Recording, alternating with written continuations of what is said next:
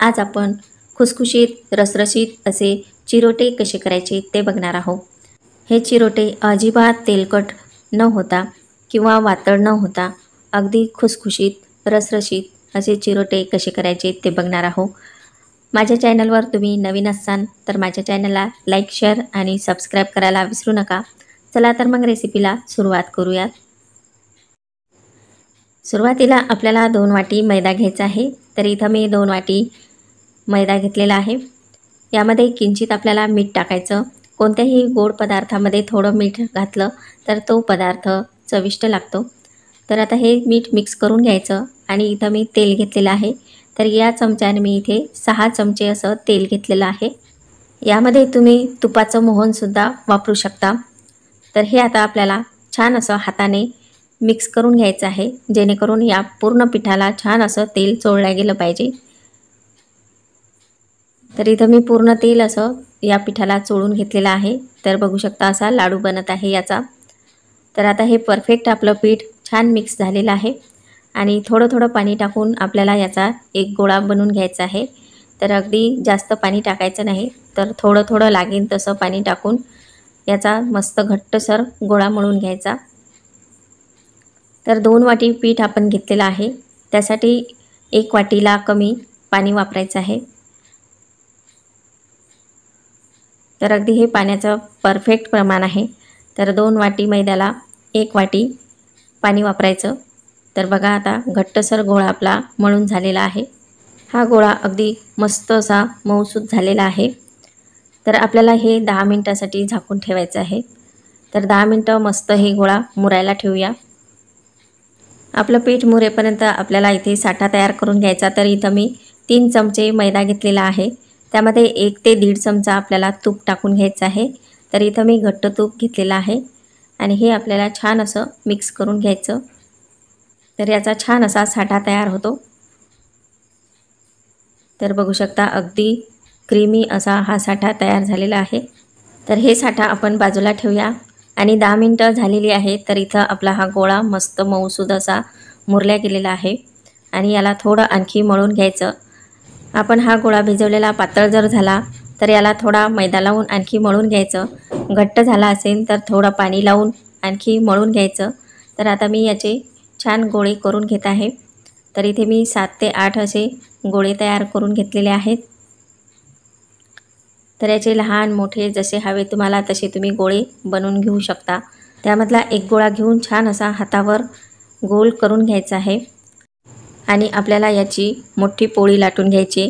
तर इथं मी याला मैदा लावून घेतलेला आहे आणि याची मस्त अशी पातळ मोठी पोळी लाटून घ्यायची आहे। लाटत असताना हे चिटकत असेल तर याला आणखी थोडा मैदा लावून घ्यायचा आणि लाटून घ्यायचं आहे। तर अशा पद्धतीने मस्त मोठी पोळी लाटून घ्यायची। तर बघू शकता इथं मी अशी मोठी पोळी लाटून घेतलेली आहे। तर अगदी पातळ लाटायची आहे, जाड लाटायची नाही। जाड पोळी लाटल्या गेली तर ती पातळ लाटून घ्यायची, जाड असली तर आपले चिरोटे वातळ किंवा नरम येऊ शकतात। तर अशा पद्धतीने सर्व आपण पोळ्या लाटून घेऊयात। तर इथं मी सर्व पोळ्या लाटून घेतलेल्या आहेत। यामधली एक पोळी आपल्याला गोळपाटावर ठेवायची आणि हा साठा यावर लावून घ्यायचा आहे। तर सर्व बाजूने आपल्याला हा साठा लावून घ्यायचा। तर असा थोडा थोडा करून आपण सर्व पोळींना ह्या साठा लावून घेणार आहोत। तर बघू शकता इथं मी पूर्ण हा साठा लावून घेतलेला आहे। यावर थोडं पीठ वापरायचं आहे किंवा असंही तुम्ही यावर दुसरी पोळी टाकून घेतली तरी चालू शकतं। तर बघू शकता अशी दुसरी आपल्याला पोळी यावर टाकून घ्यायची आणि थोडी एकसारखी करून घ्यायची आहे। आणखी यावर आपण साठा लावून घेणार आहोत। तर अशा पद्धतीने या पोळीला पण आपण पूर्ण साठा लावून घेतला। यावर थोडा मैदा आपल्याला टाकून घ्यायचा, म्हणजे हे छान लेयर्स येतात याच्या। तर ही मस्त अशी टिप्स आहे की यावर मस्त मैदा टाकून घ्यायचा आहे, त्यामुळं छान अशा लेयर सुटतात आणि एकमेकांना ह्या पोळ्या चिटकत नाहीत। तर आणखी हे मस्त असं दाबून घ्यायचं आहे। यावर आणखी आपण साठा लावून घेणार आहोत। साठा लावून घेतल्यावर यावर आणखी आपल्याला थोडं मैदा टाकून घ्यायचं आहे आणि ही पोळी आपल्याला रोल करून घ्यायची आहे। तर अशा पद्धतीने मस्त फिट्ट असा रोल तयार करून घ्यायचा। तर बघू शकता मस्त असा रोल आपला तयार होतो। आणि मध्ये थोडा जाड झाला असेल तर असं थोडं दाबून घ्यायचं आहे, हलक्या हाताने दाबायचा, जास्त जोर लावून दाबायचा नाही। तर असा हलक्या हाताने आपल्याला रोल छान असा करून घ्यायचा आहे। तर इथे असा रोल एकसारखा पण करून घेतलेला आहे आणि याचे आपल्याला काप पाडून घ्यायचे। तर 1 इंच किंवा 2 इंचीचे असे काप पाडून घ्यायचे आहे।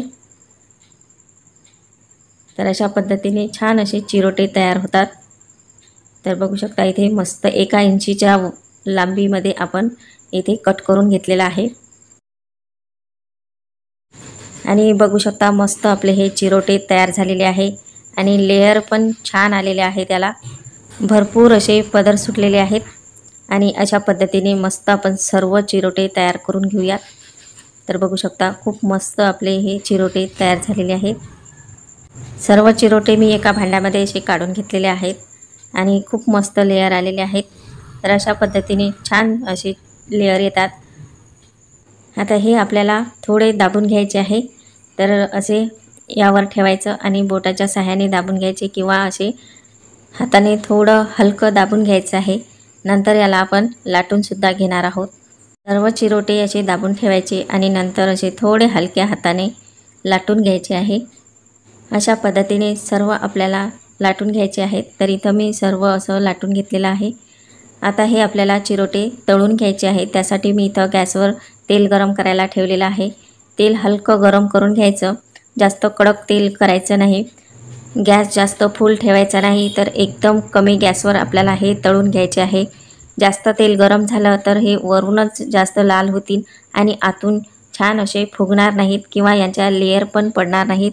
तर अगदी कमी गॅसवर आपल्याला हे तळून घ्यायचे आहे। तर बघू शकता सुरुवातीला असे लाकडाच्या साहाय्याने आपल्याला हे सर्व हलवून घ्यायचं आहे आणि जास्त सुद्धा हलवायचं नाही, नाहीतर हे पूर्ण याच्या लेयर सुटू शकतात। आणि थोडंसं खालीवर करायचं आहे, आपल्याला आलटी पलटी करून घ्यायचं आहे।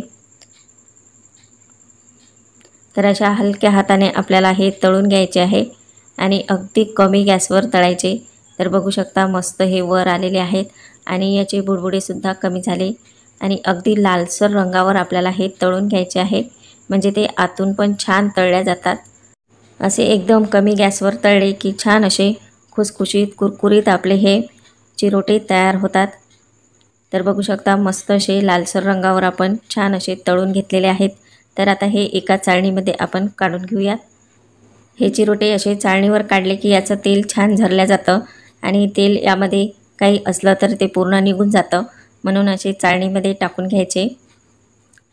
तर अशाच पद्धतीने आपल्याला सर्व चिरोटे तळून घ्यायचे आहेत।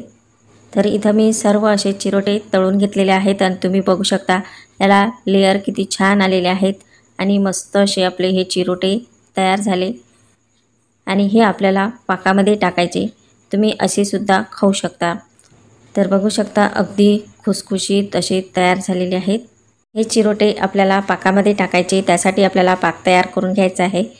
इथं मी गॅसवर कढई ठेवून त्यामध्ये 1.5 वाटी साखर टाकून घेतलेली आहे। त्यामध्ये 1 वाटी पाणी टाकून घ्यायचं आणि याचा आपल्याला 1 तारी पाक करून घ्यायचा आहे। जास्त कडक आपल्याला पाक बनवायचा नाही। तर अगदी 1 तार होईपर्यंतच याचा आपल्याला पाक शिजवून घ्यायचा। तर बघू शकता अगदी मस्त 1 तार येईपर्यंतच हा पाक छान शिजून घ्यायचा आहे। पाक आपला छान तयार झालेला आहे। तर बघूया। तर बघू शकता असा हाताने थोडा चिकट लागला की समजायचा आपला पाक तयार झालेला आहे। यामध्ये आपल्याला चिरोटे टाकून घ्यायचे आहे। तर सर्व आपण हे चिरोटे या पाकामध्ये टाकून घेऊयात। साखरेचा पाक गरम असतानाच त्यामध्ये हे सर्व चिरोटे टाकून द्यायचे। पाक थंड झाल्यावर ते कडक होऊ शकतं, तर त्यामुळं असे गरम गरम पाकामध्येच आपल्याला हे चिरोटे टाकून घ्यायचे आणि मस्त असे एकसारखे खालीवर करून घ्यायचे आहे, म्हणजे यामध्ये छान असा पाक मुरला जातो। तर आता हे मस्त पाक मुरला गेलेला आहे। तर आपण हे पूर्ण काढून घेऊयात। यामध्ये आपल्याला आणखी दुसरे चिरोटे टाकून घ्यायचे। तर इथं मी दुसरे चिरोटे पण टाकून घेतलेले आहे। तर हे पण आपल्याला मस्त असे खालीवर करून घ्यायचे नंतर आपल्याला सर्व चिरोटे यामध्ये टाकून घ्यायचे आहे। तर बघा इथे मी सर्व चिरोटे असे टाकून घेतलेले आहेत आणि उरलेला पाक आपल्याला यावर टाकून घ्यायचा। तर अशा पद्धतीने यामध्ये मस्त पाक मुरला जातो। तर इथे बघू शकता हा पाक थोडा कडक होत आलेला आहे, त्यामुळे मस्त असा गरम असतानाच यामध्ये सर्व चिरोटे टाकायचे आणि असे मिक्स करून घ्यायचे आहे। तर आता हे चिरोटे आपले छान तयार झालेले आहेत। थंड केल्यावर बघू शकता असे दिसत आहेत। तर याला पूर्णपणे साखरेचा पाक चिटकलेला आहे आणि हे छान असे खुसखुशीत कुरकुरीत झालेले आहेत आणि आतमध्ये पण याचा छान पाक शिरलेला आहे। तर असे हे रसरशीत चिरोटे आपले मस्त तयार झालेले आहेत आणि याला पदर पण छान आलेले आहेत।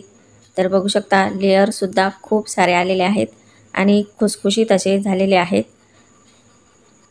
तर अशाच पद्धतीचे चिरोटे तुम्ही पण नक्की ट्राय करून बघा आणि असेच नवनवीन व्हिडिओ पाहण्यासाठी माझ्या चॅनलला सबस्क्राईब करायला विसरू नका।